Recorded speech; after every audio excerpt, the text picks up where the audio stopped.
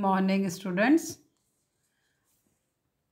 आज हम बहुलवाद के ऊपर इस वीडियो लेक्चर में अपने विचार व्यक्त करेंगे कि बहुलवाद क्या है और राजनीति विज्ञान के विद्यार्थियों के लिए संप्रभुता की अवधारणा और उसके ही संदर्भ में बहुलवाद का अध्ययन आपके पाठ्यक्रम का एक हिस्सा है। तो बहुलवाद क्या है, बहुलवाद की आलोचनाएं क्या हैं और बहुलवाद का महत्व क्या है और विशेषताएं क्या हैं, इस विषय के ऊपर इस वीडियो लेक्चर में आपका स्वागत है। पिछले वीडियो लेक्चर में संप्रभुता के बारे में अपन ने चर्चा की थी कि संप्रभुता की बोंदा, हॉब्स, हीगल, ऑस्टिन, इन सभी विचारकों ने राज्य के प्रमुख तत्व संप्रभुता की अद्वैतवादी सिद्धांत का प्रतिपादन किया। तो इन सब विचारकों का ये मानना था, हॉब्स का, हीगल का, ऑस्टिन का, कि प्रत्येक राज्य में एक ही संप्रभुता होती है, सभी व्यक्ति, सब समुदाय उसके अधीन होते हैं और यह सर्वोच्च सत्ता जो होती है वो राज्य में होती है या राज्य की होती है। तो ये जो धारणा है संप्रभुतावादी, वो ये मानती है कि राज्य की जो संप्रभुता वाली शक्ति है ये मौलिक, स्थायी, सर्वव्यापी और अविभाजनीय होती है। मानव जीवन के समस्त पहलू, जीवन के जितने भी पक्ष होते हैं, सभी पहलुओं का नियमन और नियंत्रण राज्य के द्वारा ही किया जा सकता है। तो ये है संप्रभुता की अद्वैतवादी धारणा। तो संप्रभुता की अद्वैतवादी धारणा के विरुद्ध या प्रतिक्रिया स्वरूप जिस विचारधारा का उदय हुआ है ना, उसे राजनीतिक बहुलवाद या बहुसमुदायवाद कहते हैं। बहुलवाद जो है, बहुलवाद को संप्रभुतावाद की अद्वैतवादी धारणा के विरुद्ध एक ऐसी प्रतिक्रिया कहा जा सकता है जो यद्यपि राज्य की संप्रभुता का अंत करना उचित समझती है। वो चाहती है कि राज्य से संप्रभुता जो है इसको समाप्त कर दिया जाए, क्योंकि संप्रभुता अनावश्यक है। ये राज्य को एक हायर ऑर्गेनाइजेशन नहीं मानती है। बहुलवाद मानता है कि राज्य भी उतना ही संघ है जितना कि समाज के विभिन्न अंग संघ। वो कहते हैं कि व्यक्ति के जीवन के विभिन्न पक्ष होते हैं, सामाजिक, आर्थिक, राजनीतिक, है ना, नैतिक, धार्मिक। तो ये कहते हैं कि जिस तरह से सामाजिक, आर्थिक, नैतिक, धार्मिक होते हैं उसी तरीके से राजनीतिक भी जीवन का एक पक्ष होता है और सभी पक्ष व्यक्ति के जीवन में एक महत्वपूर्ण स्थान रखते हैं। उतना ही महत्व राज्य का है, उससे अधिक महत्व नहीं हो सकता। जबकि संप्रभुता की सभी अवधारणाएं राज्य को सभी संगठनों से, सभी समुदायों से, सभी पक्षों से उच्चतर स्थान प्रदान करती हैं। तो इसी अद्वैतवादी धारणा के विरुद्ध ये एक ऐसी प्रतिक्रिया है जो राज्य के अस्तित्व को तो बनाए रखना चाहती है, किंतु राज्य की प्रभुसत्ता को समाप्त करना चाहती है।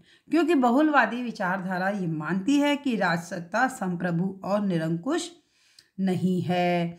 राज्य में विद्यमान, राज्य में इतने सारे संगठन हैं, धार्मिक, आर्थिक, सामाजिक, ये राज्य सत्ता को नियंत्रित रखते हैं, सीमित रखते हैं। तो ये कहते हैं कि राजा भी निरंकुश नहीं हो सकता और अनेक समुदायों की मान्यताओं के अनुसार उसको काम करना होता है। तो हम केवल एक राज्य का ही सदस्य नहीं हो सकते, बल्कि हमें अन्य संगठनों और अन्य समुदायों की सदस्यता भी स्वीकार करता है। तो ऐसी स्थिति में एकमात्र राज्य को संपूर्ण सत्ता जो है वो प्रदान नहीं की जा सकती। तो एकमात्र राज्य को संपूर्ण सत्ता प्रदान नहीं की जा सकती। विद्वान हेसियो ने लिखा है कि बहुलवादी राज्य एक ऐसा राज्य है जिसमें सत्ता का केवल एक ही सोर्स नहीं है, यह विभाजनीय है और इसे विभाजित किया जाना चाहिए। प्रमुख एक बहुलवादी और भी रहे हैं, वो बड़े प्रवर्तक हैं बहुलवाद के, लास्की।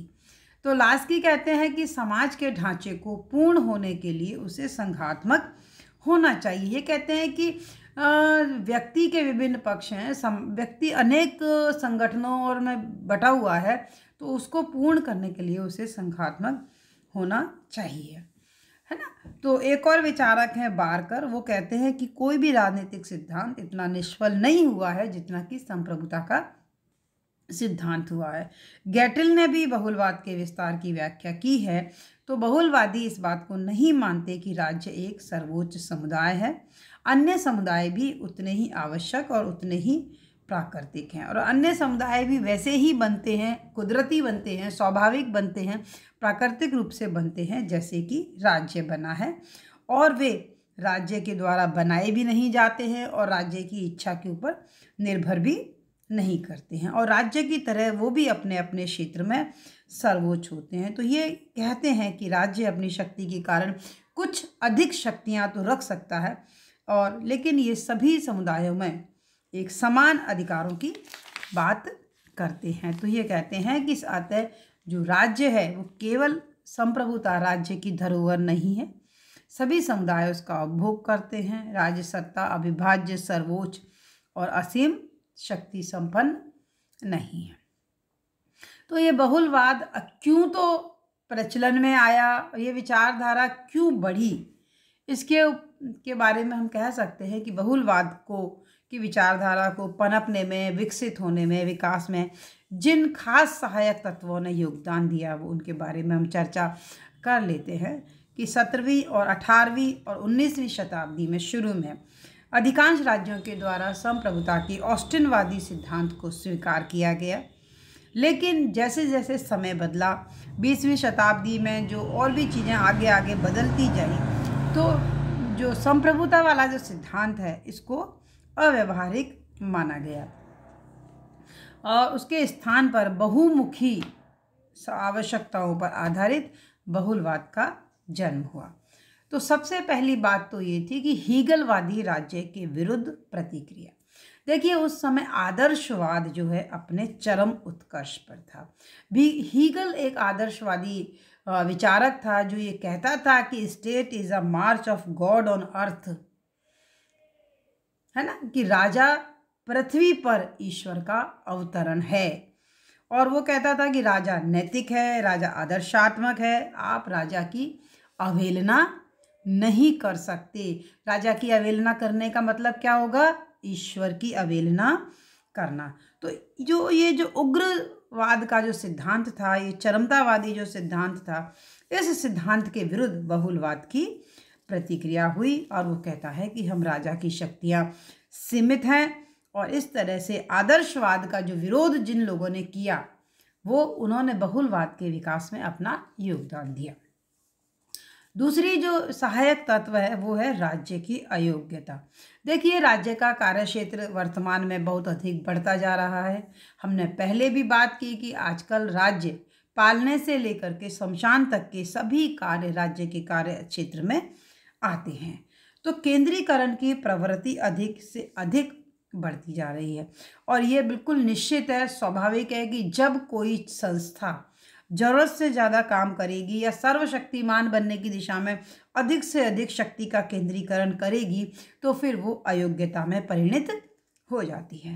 कि इससे जो है पावर में जो है रक्तहीनता या पीलिया, कहने का मतलब है कि उसका प्रभाव उतना नहीं हो पाता है। तो बहुलवादी एक विकेंद्रित राज्य की अवधारणा में काम करते हैं, और राज्य चूँकि सभी कार्यों को नहीं कर सकता, व्यक्ति के सर्वांगीण विकास का काम राज्य नहीं कर सकता, इसलिए जो है बहुलवादी विकास को बढ़ावा मिला। फिर मध्यकालीन संघवादी विचारकों का प्रभाव भी इस पर काफ़ी रहा। इसमें जर्मन लेखक गियर्क है, फिर ब्रिटिश लेखक मैटलैंड है, फिगिस है। इन्होंने एक महत्वपूर्ण तत्वों के ऊपर काम किया। इन्होंने उस सामाजिक व्यवस्था की ओर ध्यान दिया कि जिसमें राज्य शक्ति एक केंद्रीय बिंदु नहीं थी बल्कि आर्थिक संगठनों का एक प्रमुख स्थान प्राप्त था। तो इन्होंने इन सभी संगठनों को फिर से व्यवस्था में ग्रहण करने पर बल दिया। इन्होंने बहुत सारी बातें की कि मध्यकाल में समुदायों की सत्ता उपयोगी व राज्य हस्तक्षेप से दूर रही है, उसी प्रकार वर्तमान में भी सामाजिक, आर्थिक, सांस्कृतिक जो समुदाय हैं उनकी स्थिति भी संघात्मक होनी चाहिए। इसके बाद में लोकतांत्रिक व्यवस्था में प्रादेशिक प्रतिनिधित्व की व्यवस्था से असंतोष है। देखिए, हमारे यहाँ पे जो लोकतंत्र है और हम जो हमारे प्रतिनिधि जो चुनकर भेजते हैं हमारी संसद में, पार्लियामेंट में, तो एक क्षेत्रीय प्रतिनिधित्व होता है ना, कि भाई हमारे कोटा लोकसभा क्षेत्र के फला व्यक्ति हैं, हमारे विधानसभा क्षेत्र के फला व्यक्ति है, तो ये कौन सा प्रतिनिधित्व हुआ? प्रादेशिक प्रतिनिधित्व, है ना। आपने पूरे भारत में प्रादेशिक प्रतिनिधित्व को अपनाया हुआ है। तो ये कहते हैं कि इससे असंतोष जन्मा। क्यों जन्मा? कि लोग ये मांग करते हैं कि व्यवसायिक और कार्यात्मक प्रतिनिधित्व होना चाहिए, जैसे व्यापारियों का प्रतिनिधि, मजदूरों का प्रतिनिधि, किसानों का प्रतिनिधि, है ना, ऐसे, क्योंकि उनके व्यवसाय की बात जो है वो सभी कर सकते हैं। एक प्रमुख प्रवक्ता हुए हैं GDH कोल, उन्होंने तो बिल्कुल व्यावसायिक प्रतिनिधित्व की बात की है कि व्यापारी है तो व्यापारियों की पीड़ा को व्यापारी प्रतिनिधि अच्छे से व्यक्त कर सकता है और किसानों की पीड़ा को किसानों का प्रतिनिधि अच्छे से व्यक्त कर सकता है। तो GDH कोल कहते हैं कि उन्होंने जो व्यावसायिक प्रतिनिधित्व की डिमांड की और राज्य का उग्र विरोध करने वालों में से उन्होंने उग्र विरोध किया। उन्होंने कहा कि व्यावसायिक जो संगठन है इनको प्रमुखता दी जानी चाहिए। फिर अंतर्राष्ट्रीय विचारों का क्रमिक विकास हुआ।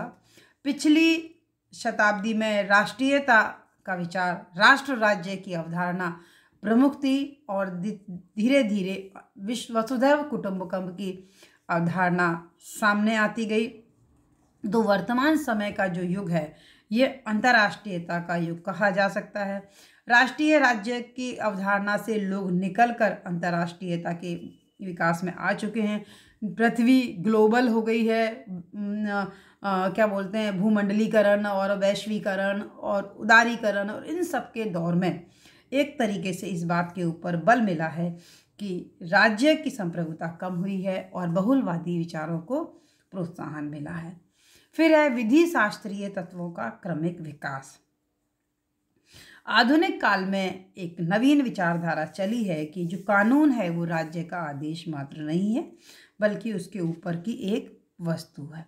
कानून शास्त्री ये मानते हैं कि राज्य विधि का एकमात्र सोर्स नहीं है, उस पे राज्य की प्रभुसत्ता, सर्वोच्चता की बात को आप निर्विवाद रूप से स्वीकार नहीं कर सकते हैं। डिग्वी और कैब इन्होंने ये कहा है कि कानून राज्य के ऊपर की वस्तु है। ये इनका ये मानना है कि कानून को राज्य ने नहीं बनाया, प्रचलित कानूनों को उन्होंने मान्यता प्रदान की, ऐसा ये लोग कहते हैं। सातवां है श्रमिक वर्गों का विकास। वर्तमान में पूंजीवादी व्यवस्था भी उस पर है, फिर समाजवाद का दौर आया, उदारीकरण का दौर आया, साम्यवाद का दौर आया।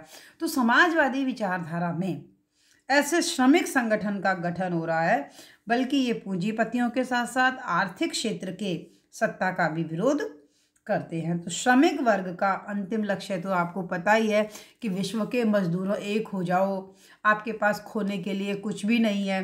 तो ये चाहते हैं कि अंतिम सत्ता जो है वो श्रमिकों के हाथ में आ जाए। तो इस महत्व के कारण भी संप्रभुता का पतन हुआ और बहुलवादी विचारधारा का विकास हुआ। जो प्रमुख बहुलवादी विचारक हैं उनमें Gierke, Maitland, Figgis, Duguit, Krabbe, Paul Boncour, A D Lindsay, Miss Follett, GDH Cole और हेराल्ड लास्की हैं। अब हम बात करते हैं कि, है ना, अब हम बात करते हैं कि राज्य की प्रभुसत्ता पर बहुलवाद ने जो है कौन कौन सी आरोप उन्होंने लगाए हैं, बहुलवादी आक्षेप। तो बहुलवादी जो हैं राज्य की संप्रभुता के ऊपर गहरा आघात करते हैं और अपने पक्ष का समर्थन करते हैं। सबसे पहली बात तो ये है कि वो वर्तमान स्थिति, समाज की वर्तमान स्थिति और रचना के आधार पर संप्रभुता की आलोचना करते हैं। वो कहते हैं कि हमारा समाज जो है वो बहुपक्षीय है और राज्य जो है व्यक्ति की सभी आवश्यकताओं को पूरा करने में असमर्थ है। व्यक्ति की आवश्यकताओं को पूरा करने के लिए सामाजिक, आर्थिक, वैज्ञानिक, सांस्कृतिक, धार्मिक और आर्थिक अनेक प्रकार के संगठन होते हैं और मनुष्य इन्हीं में ही अपना सर्वांगीण विकास कर सकता है। तो ये कहता है कि मानव जीवन के विविध पक्षों से संबंधित जितने भी समुदाय हैं उनको राज्य व अन्य समुदायों के हस्तक्षेप से स्वतंत्र रहकर कार्य करने का अवसर मिले। तो इसलिए ये कहते हैं कि जो है जो समुदाय है वो समुदायवाद होना चाहिए। अन्य समुदायों के पास में पर्याप्त शक्ति है और इन समुदायों ने भी कई बार राज्य को झुकने के लिए विवश किया है। तो ये लोग निष्कर्ष निकालते हैं कि आज का जो समाज है वो एकात्मक ना होकर के बहुलवादी है। इसलिए ऑस्टिन का जो सिद्धांत है वो कोई औचित्य नहीं रखता है। दूसरा है कि ऐतिहासिक दृष्टिकोण के आधार पर कि बहुलवाद के अनुसार इतिहास में कभी भी ऑस्टिन वाली संप्रभुता नहीं रही। प्राचीन भारत में भी नहीं रही, यूनान में भी नहीं रही। अरस्तु ने जरूर इनको कहा कि सर्वोच्च है। मध्यकाल में भी धार्मिक और सामाजिक बंधन थे और इसके बाद में दैवी सिद्धांत जब आया, जब निरंकुश शासन की बात चली, तब जाकर के इसको आया। तो कह रहे हैं कि ऐतिहासिक दृष्टि से ये उतना सही सिद्ध नहीं होता है।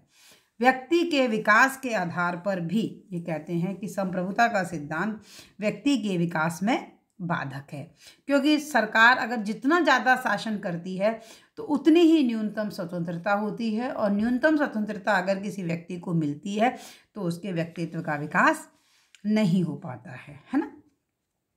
इसलिए ये मानते हैं कि संप्रभुता की धारणा व्यक्ति के विकास में बाधक है। लोकतंत्र के आधार पर भी ये मानते हैं कि सच्चा लोकतंत्र अगर है तो वहाँ पे निरंकुश संप्रभुता नहीं हो सकती, वो बहुलवादी में ही संभव है। सच्चा लोकतंत्र तो व्यक्ति के विकास में सहायक होता है। इसका अभिप्राय है कि व्यक्ति द्वारा शासन के सभी कार्यों में सक्रिय रूप से भाग लेना, और ये कब संभव होगा? जब लोकतंत्र सही हो। तो ये बहुलवादी मानते हैं कि विकेंद्रीकरण और मानव जीवन के विविध पक्षों का महत्व केवल कहाँ संभव है? बहुलवाद में। फिर पांचवा जो है उन्होंने कानून के स्वरूप के आधार पर भी कहा है कि ऑस्टिन ने कानून का स्वरूप का एकमात्र आधार माना कि उच्चतर द्वारा दिया गया आदेश ही कानून है। तो अनेक विचारकों ने इस बात का कहा है कि राज्य कानून का निर्माता नहीं है बल्कि उनका अन्वेषक या घोषणा करने वाला है। क्रैब ये मानते हैं कि कोई भी नियम कानून के रूप में इसलिए मान्य नहीं होता कि उसे राज्य ने बनाया है, बल्कि इसलिए मान्य होता है कि वो उपयोगी है और नैतिक दृष्टिकोण से सही है।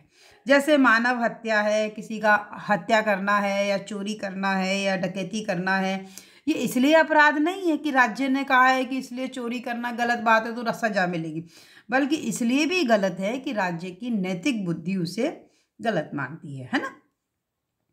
इसके बाद में अंतर्राष्ट्रीयता के आधार पर इस प्रकार की दो आलोचना है कि संप्रभुता का अगर आप सिद्धांत में चलें तो दुनिया निरंतर युद्धों और संघर्षों में ही बीते। तो विश्व शांति को बनाए रखने के लिए बहुलवाद की जो सिद्धांत है वो बहुत अधिक आवश्यकता है और आपको अंतर्राष्ट्रीय क्षेत्र में अपने संप्रभुता का त्याग करना पड़ेगा। तो लास्की के हिसाब से ये है कि असीमित व अनुत्तरदायी संप्रभुता का सिद्धांत मानवता के हितों से मेल नहीं खाता और जिस प्रकार राजाओं के दैवी अधिकार समाप्त हो गए उसी प्रकार राज्य की संप्रभुता भी समाप्त हो जाएगी।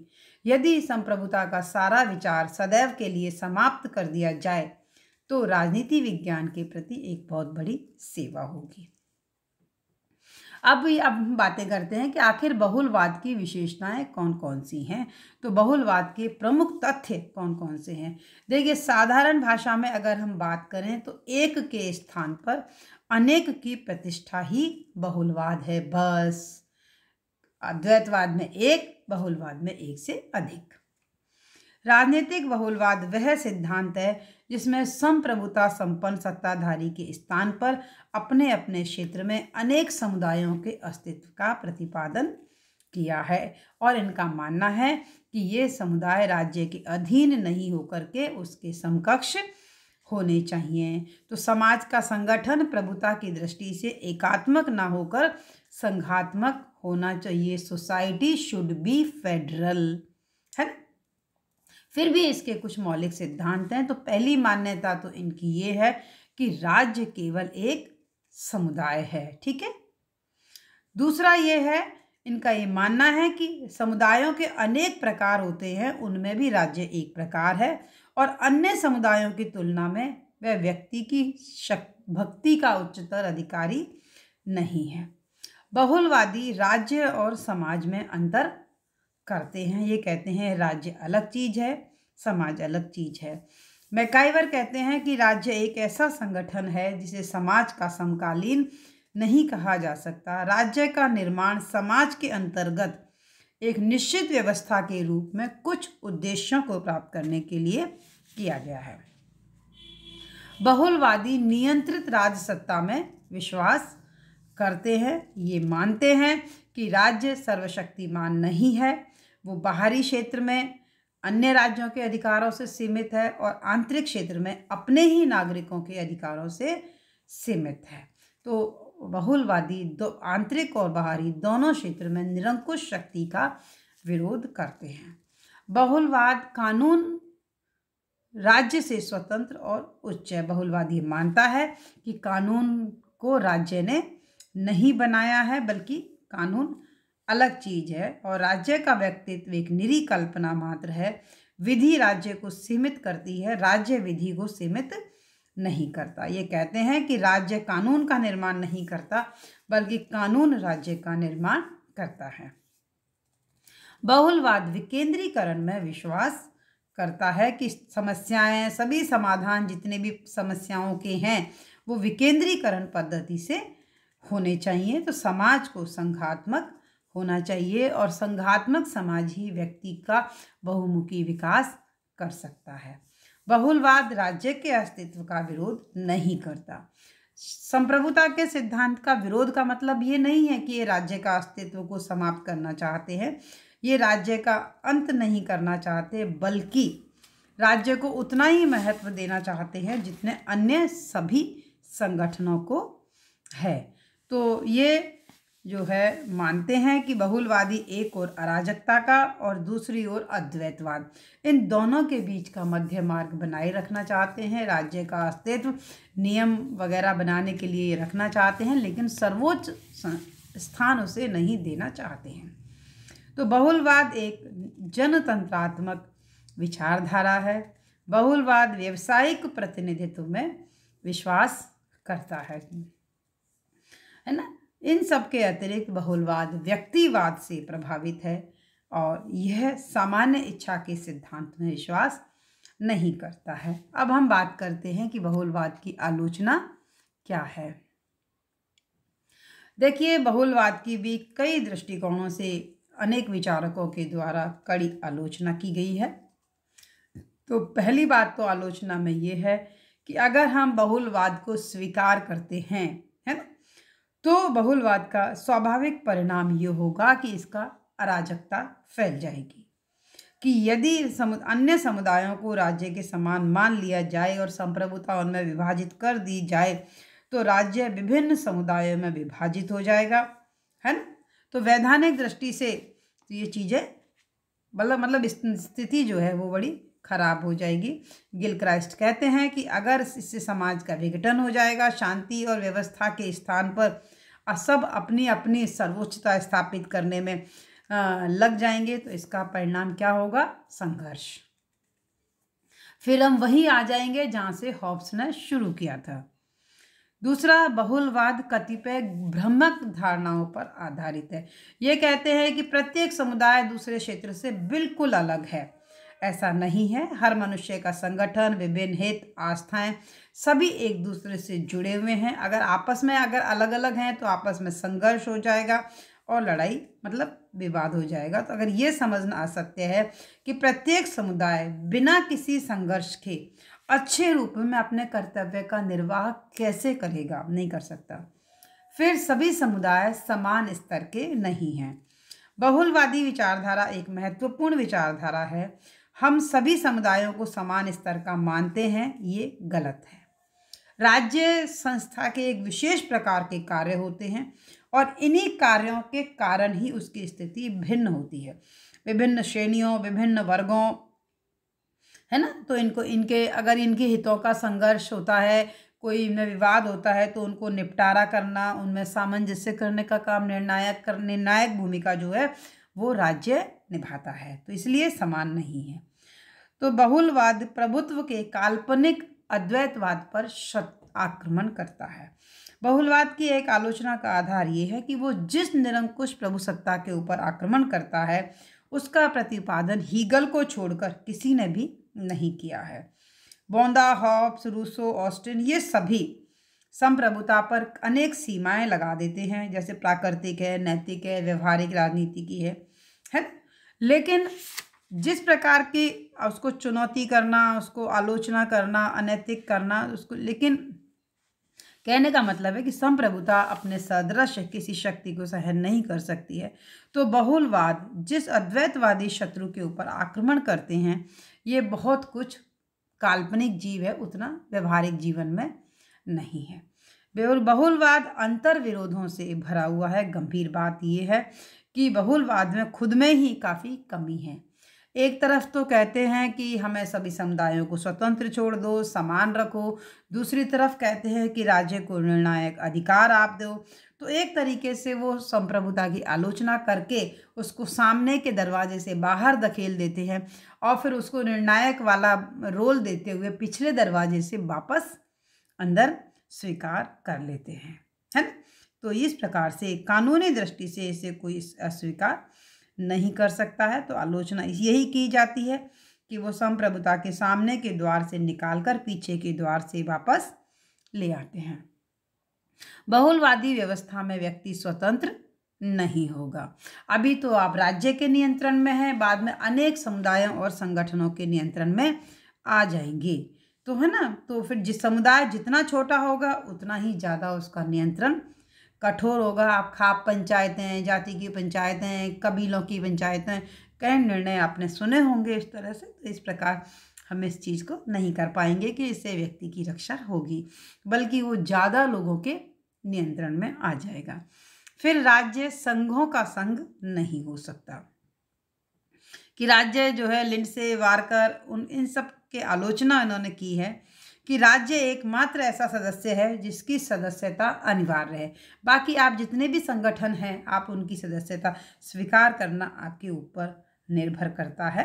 तो ये कोई ज़रूरी नहीं है कि फिर राज्यों को संघों का संघ नहीं हो सकता, है ना।